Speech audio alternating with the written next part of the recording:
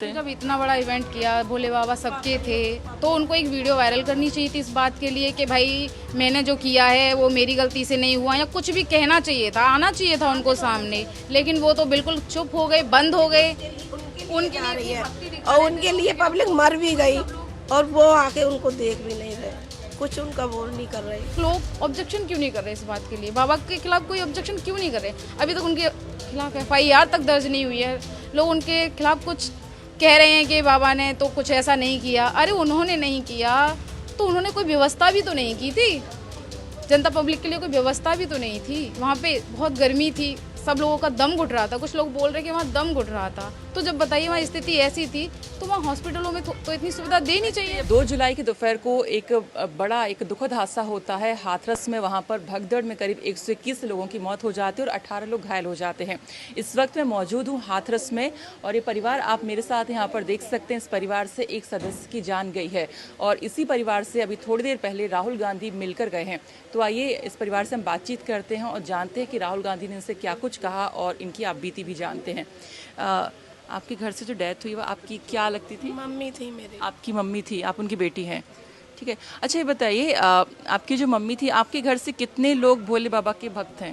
वो ही जाती थी और कोई नहीं था। सिर्फ वही जाती थी और कोई नहीं जाता है? कभी चली जाती थी, जैसे गली से जा रहे लोग तो साथ मिल गया तो चली गई।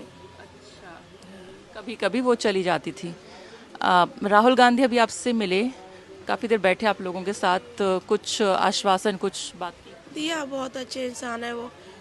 हम पीढ़ियों से मिल रहे हैं आके और वो दे रहे हैं, तो अच्छे हैं, काफ़ी अच्छे हैं। कुछ मदद वगैरह करेंगे?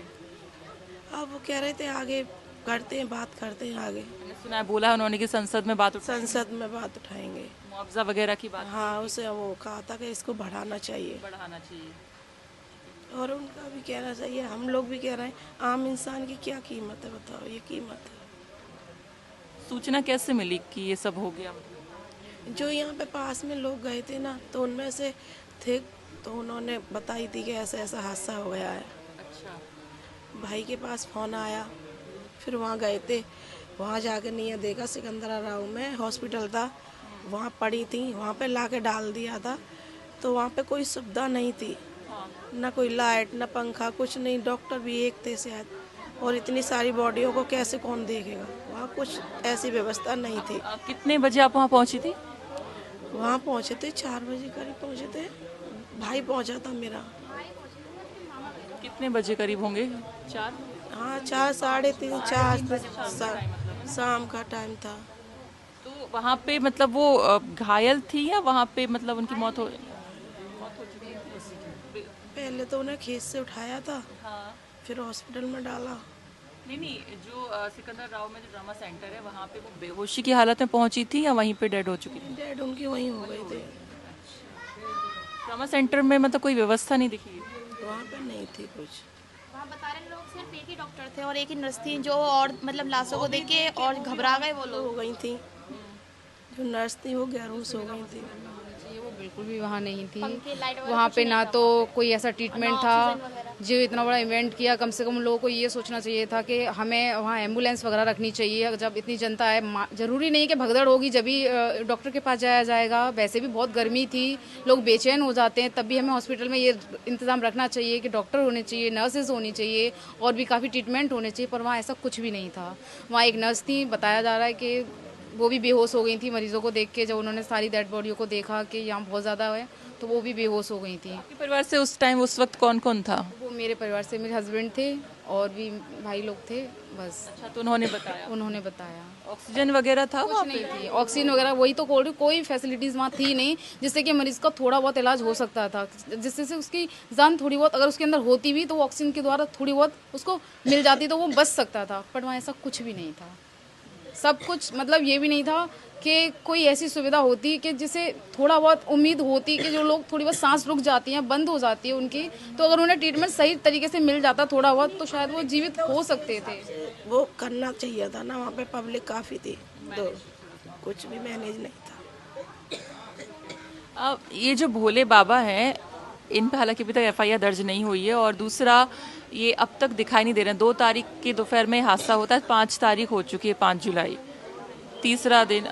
सामने नहीं आए, ना ही मतलब एक बयान उनके वकील दे रहे हैं, लेकिन कोई मदद करने के लिए नहीं पहुंचे आपके घर से, मतलब एक भक्त हैं। जब इतना बड़ा इवेंट किया, भोले बाबा सबके थे, तो उनको एक वीडियो वायरल करनी चाहिए थी इस बात के लिए कि भाई मैंने जो किया है वो मेरी गलती से नहीं हुआ, या कुछ भी कहना चाहिए था, आना चाहिए था उनको सामने, लेकिन वो तो बिल्कुल चुप हो गए, बंद हो गए।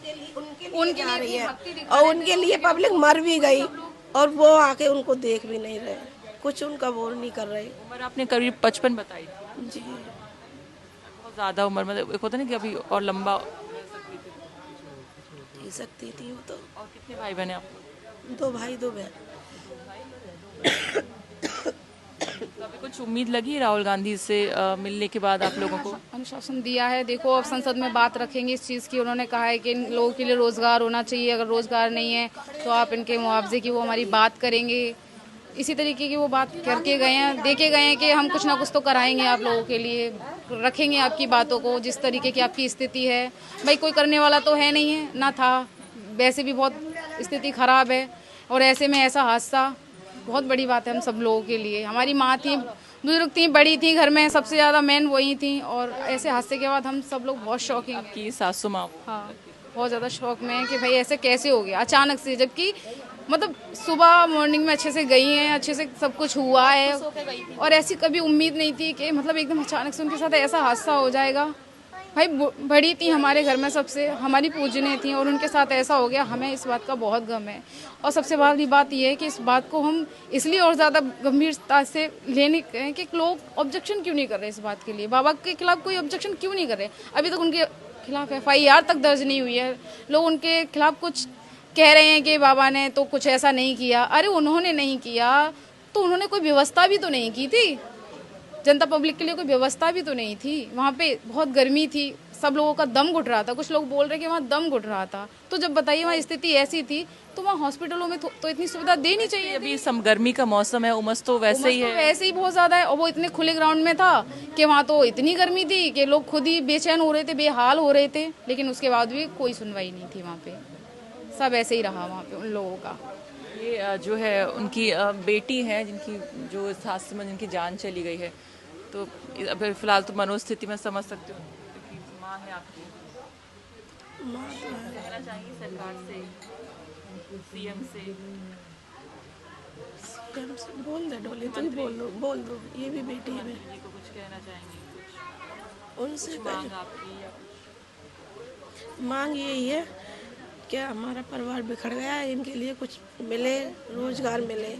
मेरी माँ काम करके पालती थी, माँ भी क्या काम करती थी वो? मेहनत करती थी। अच्छा, मेहनत आपके घर में कौन कौन कमाता था?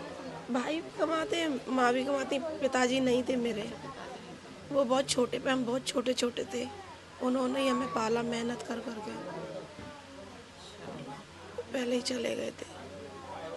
मेरी माँ ही सबको जोड़ के भी रखी दी थी। आपकी सासू माँ भी थी, आप कुछ कहना चाहेंगी सरकार से?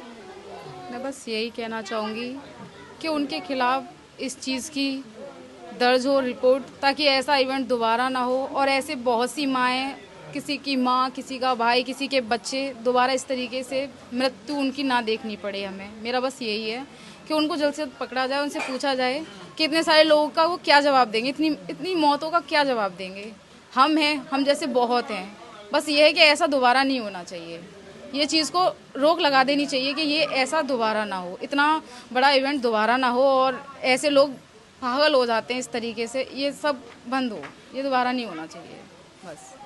तो ये पूरा पीड़ित परिवार जिनसे हमने बातचीत की है, और इन सभी का यही कहना है कि जो इस तरह के आयोजन यहाँ पर हुए हैं नहीं होना चाहिए था, क्योंकि गर्मी का मौसम है, उमस वैसे ही रहती है, और जो ब्लेम यहाँ पर कर रहे हैं भोले बाबा को कर रहे हैं, क्योंकि उन्होंने जिस तरह से आयोजन किया तो वहाँ पर पूरी व्यवस्थाएं आखिरकार क्यों नहीं की, जब इतनी ज़्यादा संख्या में लोग आने थे तो इतनी भरी गर्मी में व्यवस्थाएं क्यों उन्होंने नहीं की।